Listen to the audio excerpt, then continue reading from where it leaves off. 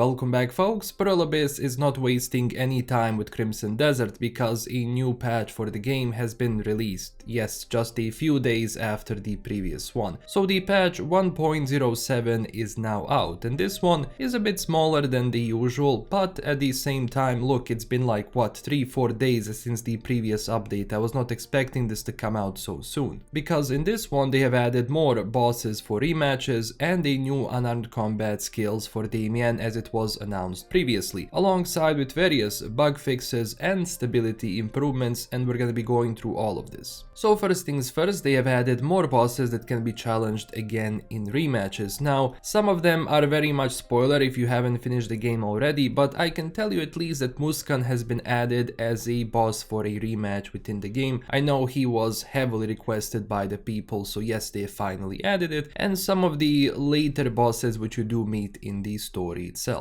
As far as Damiane goes, they've added unarmed combat skills as previously announced, because in the previous patch they've done that for Unka, but now they've done this for Damiane as well. And you can find the new skills by selecting fists in the skills menu. Also for Damiane and Unka they've added the aerial stab, so that's good. As far as Cliff goes, they've added the blinding flash finisher for unarmed combat, because in the previous patch they've actually made it so you can use the reflect without any weapon equipped whatsoever, but now even adding the finisher on top of it is quite nice. They've also added additional wolf and bear types that can be registered as mounts, so keep that in mind, and they've also added reins for certain mounts. But a very important addition of this update is that also you have animals now which you have maybe defeated previously, like for example lions, and they were not spawning. Well, in this update they actually do respawn. I went and tested it, and yes, there were actually lions which you can tame. Now, as far as the main improvements for content goes, for Damiane they fixed an issue where the elegant carmine leather armor appeared abnormally. They've also fixed an issue where the phases of the bounty notice could not be progressed if the player obtained Ulzok's bounty before speaking with Jan.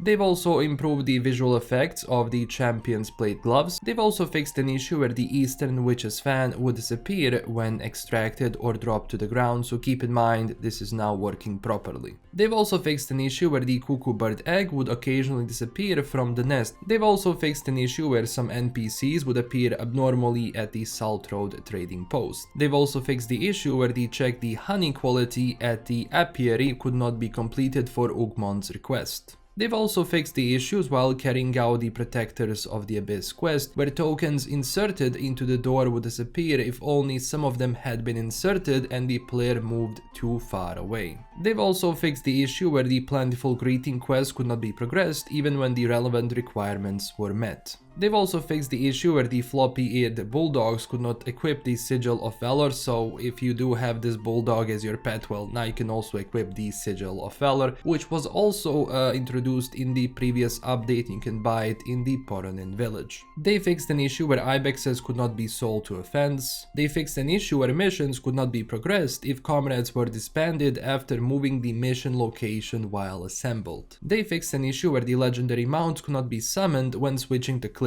in certain situations. As far as the ATAG goes, they fixed an issue where the ATAG could not be summoned in certain situations, and also an issue where the ATAG would occasionally not appear in the hangar. And also for the end, they've increased the number of animals in the world that can be used as mounts. I think, as I already said, this does reflect with the animals you have defeated already, such as lions and so on, which they are going to now properly respawn. Now, as far as the controls go, they fixed an issue where the eating animation would not be cancelled by other actions while unarmed on easy or normal difficulty. And they fixed an issue where the hand wheel on the coil pillar could only be interacted with from certain angles. As far as the combat and action goes, for Unka they've added a charge phase to the explosive strike and also improved chaining into stab when dual wielding. For Damiane they've improved the general movement animation while unarmed, and also they've improved with most unarmed attacks and skills, so they can now successfully hit enemies lying on the ground. As far as the UI goes, they fixed an issue where the icon for the Sword of Starlight differed from its actual appearance. And also they fixed an issue where when playing with a controller, certain key guides shown in the bottom right area of the screen would display keyboard and mouse inputs. As far as the graphics and settings go, there is only one fix. They fixed a GPU crash issue that occurred with the AMD driver version 2651.